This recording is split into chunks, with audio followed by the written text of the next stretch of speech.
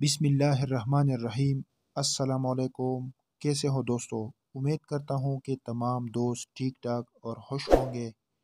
دوستو، میں ہوں کیڈٹ زین العابدین اور آپ دیکھ رہے ہیں میرا YouTube channel police exams preparation. دوستو، آج کی ویڈیو میں ہم پولیس رولز کے باب نمبر 14 میں پیکرا نمبر 54 پڑھیں گے۔ 1454 میں ہے آرڈر بک، جس کو ہم مختصر OBB کہتے ہیں۔ یہ ایک رجسٹر ہوتا ہے جو کہ 100 صفحات پر مشتمل ہوتا ہے۔ اگر SP صاحب یعنی DPO صاحب کوئی احکامات جاری کر دیتا ہے تو اس کا اندراج اس رجسٹر میں ہوتا ہے اور کاربن پیپر کے ذریعے اس کے 3 نقول بنائے جاتے ہیں جو کہ متعلقہ افسران کو بھجوائے جاتے ہیں۔ SP کا ریڈر، یا اگر وہ ہیڈ کوارٹر میں موجود نہ ہو تو موجود الموقع سینئر گزٹ شدہ افسر کا ریڈر آرڈر بک میں روزانہ اندراج کر کے اسے مرتب اور مکمل رکھے گا۔ اندراجات کو تمام سال سلسلہ وار نمبر شمار دی جائے گی اور ہر روز کے احکام کی ترتیب مندرجہ ذیل عنوانات میں کی جائے گی۔ اس کا مطلب یہ ہے کہ آرڈر بک جو ہے وہ SP صاحب یعنی DPO صاحب کا ریڈر جو ہے وہ اس میں اندراج کرے گا اور اسے مرتب اور مکمل رکھے گا۔ لیکن اگر وہ موجود نہ ہو، ہیڈ کوارٹر میں موجود نہ ہو، اس کا مطلب یہ ہے کہ اگر SP صاحب کسی دور جگہ پر چلا گیا ہو اور وہاں وہ کوئی احکامات جاری کر دیتا ہے تو وہاں پر اگر کوئی گزٹ شدہ افسر کا ریڈر ہو تو پھر وہ اس میں اندراج کر کے اسے مرتب اور مکمل رکھے گا۔ اس میں جتنے بھی احکامات جاری ہوتے ہیں اس کو سلسلہ وار سال وائز نمبر دیا جائے گا، یعنی 1 جنوری سے ایک نمبر شروع ہو جائے گا جو 31 دسمبر تک جاری رہے گا، اور اس میں درج ذیل عنوانات سے یعنی مندرجہ ذیل ہیڈنگ سے جو ہے احکامات جاری کی جائے گی۔ اول، ترتیب و معائنہ۔ یہاں پر یہ ہیڈنگ دیا جائے گا اور اس میں پریڈوں، ملاحظوں اور ڈیوٹیوں کے جملے احکامات شامل ہوگی۔ یعنی جہاں پر ترتیب و معائنہ کا ہیڈنگ دیا جائے گا تو اس میں پریڈوں، ملاحظوں، ڈیوٹیوں سے متعلق اندراج کیا جائے گا۔ دوم، عملہ جات۔ یہاں پر دوسرا ہیڈنگ دیا جائے گا عملہ جات، اور اس میں بھرتی، تبادلہ، ترقی و تنزلی، رخصت کے متعلق تمام احکامات شامل ہوگی۔ یعنی اس عنوان میں اس قسم کے اندراجات کی جائے گی۔ سوم، نظم و ضبط۔ یہاں پر یہ ہیڈنگ دیا جائے گا نظم و ضبط کا، اور اس میں سزاؤں، انعامات کے تمام احکامات شامل ہوگی۔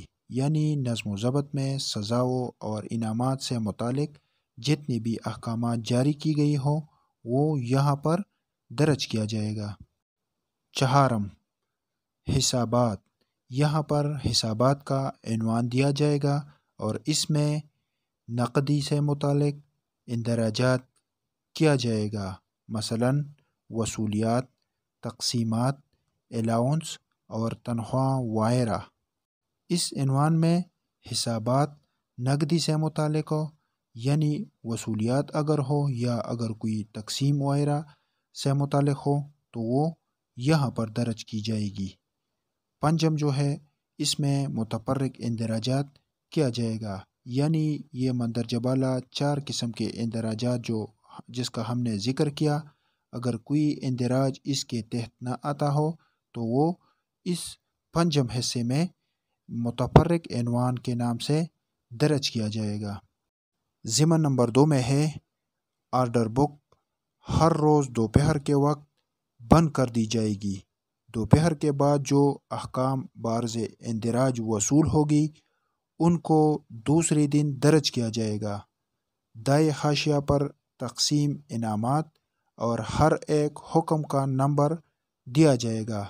صفحہ کے بائیں طرف بھی حاشیہ چھوڑا جائے گا جس پر کوئی گزٹ شدہ افسر انگریزی میں ہر ایک ایسے حکم کا خلاصہ تحریر کرے گا جو تنزلی، ترقی یا بھرتی کے متعلق ہو۔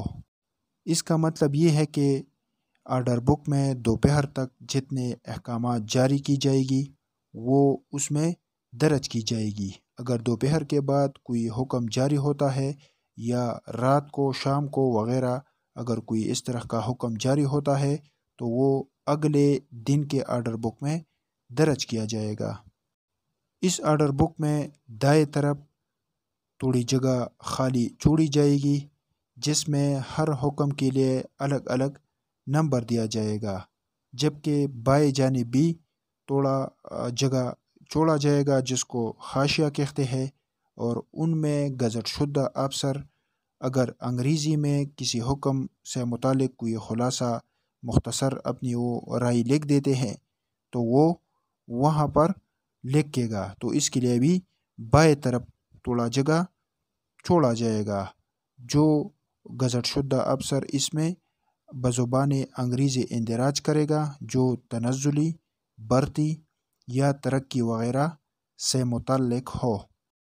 ضمن نمبر 3، جب دن کے احکام مکمل ہو جائے تو انہیں دستخط کرنے کے لیے ایس پی کے روبرو پیش کیا جائے گا۔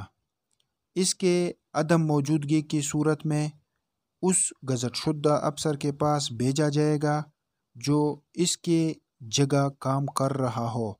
ساتھ ہی دستخط کنندہ اگر احکام کی عبارت میں کوئی تصحیحات یا اضافہ جات کی گئی ہو تو ان پر بھی چھوٹے دستخط کرے گا۔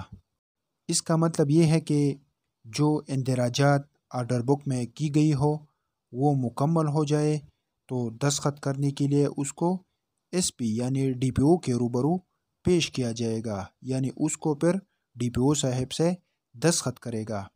اگر ڈی پی او صاحب موجود نہ ہو اور اس نے اپنی چارج کسی اور گزٹ شدہ افسر کے حوالے کی ہو تو پھر اس آرڈر بک کو اس گزٹ شدہ افسر سے دستخط کیا جائے گا جس کو ڈی پی او صاحب نے چارج دی ہو۔ یہ گزٹ شدہ افسر جب اس آرڈر بک کو دستخط کرتا ہو تو وہ دیکھے گا، اگر اس میں کوئی رد و بدل کرتے ہیں یا کوئی اضافہ جات کرتے ہیں اس میں تو اس پر اپنا چھوٹا دستخط یعنی انیشل بھی کرے گا۔ ضمن نمبر 4، اصلی احکامات ایک رجسٹر میں تحریر کی جائے گی جو 100 صفحات پر مشتمل ہوگا اور کاربن پیپر کے ذریعے مزید اس کی 3 کاپیاں بنائی جائے گی۔ یہ نقولات لائن افسرز، اکاؤنٹنٹ اور اردلی ہیڈ کانسٹیبل کے پاس بھیج دی جائے گی۔ یہ تینوں افسران اپنے اپنے دفتر میں ان احکامات کا سالانہ مثلے بنائے گی جو 2 سال کے بعد طلب کی جائے گی۔ اس کا مطلب یہ ہے کہ یہ آرڈر بک جو ہے یہ 100 صفحات پر مشتمل ایک رجسٹر ہوگا۔ اصلی اندراجات اس رجسٹر میں کی جائے گی اور کاربن پیپر کے ذریعے یعنی کاربن کاغذ کے ذریعے مزید اس کی 3 نقولات بنائی جائے گی۔ ان نقولات میں سے ایک لین افسر صاحب کو، دوسرا اکاؤنٹنٹ کو اور تیسرا اردلی ہیڈ کانسٹیبل یعنی OHC کو بھیج دی جائے گی۔ یہ تینوں افسران جو ہے یہ ان احکامات کا سالانہ مثلے یعنی سالانہ فائلیں بنائے گی، یعنی اپنے پاس سالانہ فائل رکھے گی جو 2 سال کے بعد طلب ہوگی۔ ضمن نمبر 5، ریڈر، لائن افسر، اکاؤنٹنٹ اور اردلی ہیڈ کانسٹیبل دفتر کی اپنی اپنی برانچ کے متعلق ضمنی مکتوبات و ہدایات جاری کرنے کے ذمہ دار ہوگی۔ اس قسم کے مکتوبات متعلقہ برانچوں میں تیار کی جائے گی اور برانچ روانگی کی معرفت روانہ کی جائے گی۔ اس کا مطلب یہ ہے کہ جو نقولات اور لائن افسر صاحب کے پاس بھیجے جاتے ہیں، اکاؤنٹنٹ کے پاس بھیجے جاتے ہیں یا اردلی ہیڈ کانسٹیبل کے پاس بھیجے جاتے ہیں، اور اصلی آرڈر بک جو ہے وہ ریڈر کے پاس رہتا ہے۔ اگر کوئی چیز یا کوئی ہدایات یا کوئی تقریر اس سے تعلق رکھتا ہے اور اس میں مزید احکامات جاری کرنا ہو تو وہ اپنے اپنے برانچ میں اس قسم کے احکامات جاری کرنے کا ذمہ دار ہوگی۔ ان افسران نے اگر اس قسم کے کوئی ہدایات جاری کی تو وہ اگر کسی بھی برانچ سے اگر وہ تعلق رکھتا ہے تو اس برانچ کو وہ بھیجے جائے گی۔ اس کے آخر میں نوٹ لکھا گیا ہے کہ ایس پی صاحب اگر چاہے تو اس آرڈر بک کو اردو کے بجائے انگریزی میں رکھنے کا حکم دے سکتا ہے، یعنی ایس پی صاحب اگر چاہے اور یہ احکام جو ہے یہ جاری کرے کہ آرڈر بک کو اردو کے بجائے انگریزی میں رکھا جائے تو وہ اس قسم کا حکم دے سکتا ہے۔ دوستو تو یہ آج کی ویڈیو تھی جس میں ہم نے باب 14 فقرہ 54 جس میں آرڈر بک کا ذکر تھا کو تفصیل کے ساتھ پڑھا۔ اگر آپ کو یہ ویڈیو پسند آئی ہو تو لائک اور کمنٹس ضرور کریں اور نئے ویڈیوز کے لیے میرا چینل سبسکرائب کریں۔ شکریہ۔ انشاءاللہ اگلی ویڈیو میں آپ کے ساتھ پھر ملاقات ہوگی۔ تب تک کے لیے مجھے اجازت دیجیے۔ خدا حافظ۔